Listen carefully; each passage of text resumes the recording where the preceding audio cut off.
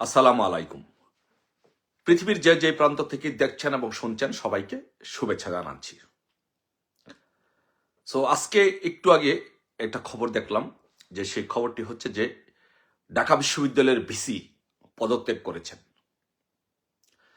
খবরটা একটা মনে হতে পারে, এই নির্বাচন যেহেতু একটা বিশাল কর্মযজ্ঞ, সেই কর্মযজ্ঞের মধ্যে ঢাকা বিশ্ববিদ্যালয়ের ভিসি পদত্যাগ করা, এটা অনেকের দৃষ্টিতে অনেক ছোট মনে হতে পারে বিষয়টা, কিন্তু এটার অনেক সিগনিফিকেন্স আছে।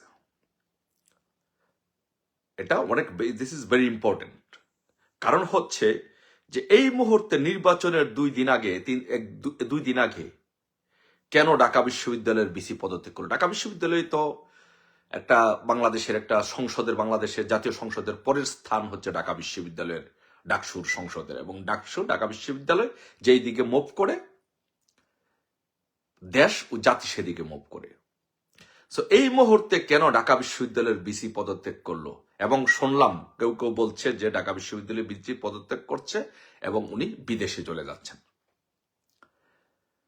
তাহলে কি আমরা ধরে নিব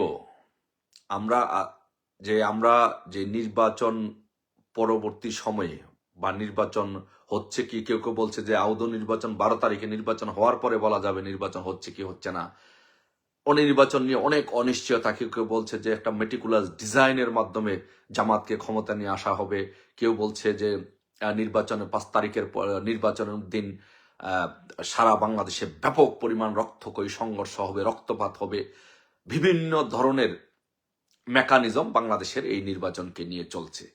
আর সেই মুহূর্তে, এই মেকানিজমের ঠিক আগ মুহূর্তে যখন ঢাকা বিশ্ববিদ্যালয়ের ভিসি যখন পদত্যাগ করে, তখন দিস ইজ ভেরি ইম্পর্টেন্ট যে কি হতে যাচ্ছে বাংলাদেশে। এই বাংলাদেশে নির্বাচন নিয়ে কি হতে যাচ্ছে, এটা সবার মনে মনে এখন প্রশ্ন। এবং এই ঢাকা বিশ্ববিদ্যালয়ের ভিসির পদত্যাগ এবং বিদেশে চলে যাওয়ার যে সিদ্ধান্ত, যে উনি বিদেশে চলে যাবে, এটা কি বহন করে, কি বার্তা বহন করে? তাই আমি বলবো, আমার সকলের প্রতি অনুরোধ থাকবে,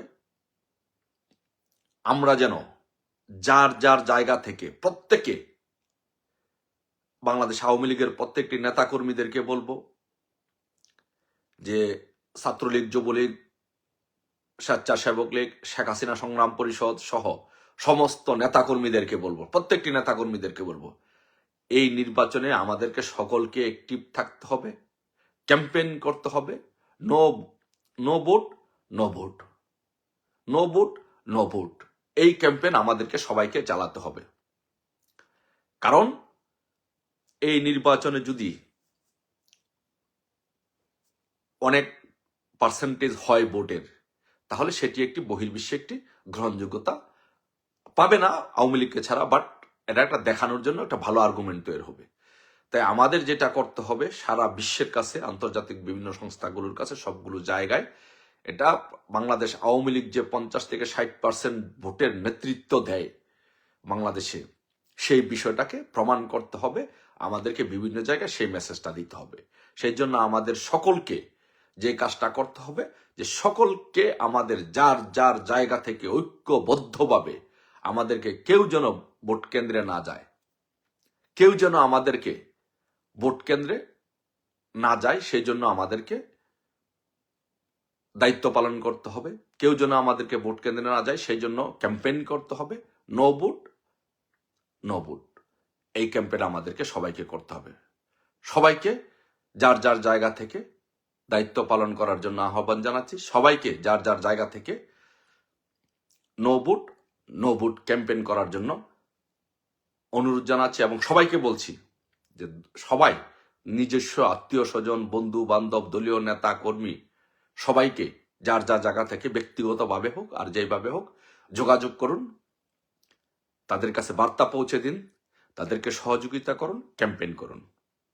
ইনশাল্লাহ শেখ হাসিনা ছাড়া বাংলাদেশে কোনো নির্বাচন ইনশাল্লাহ হবে না, হতে দেওয়া হবে না।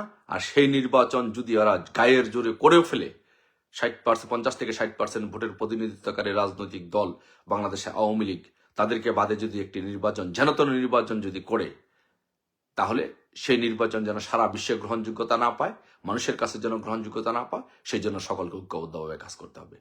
ধন্যবাদ সবাইকে। জয় বাংলা, জয় বঙ্গবন্ধু।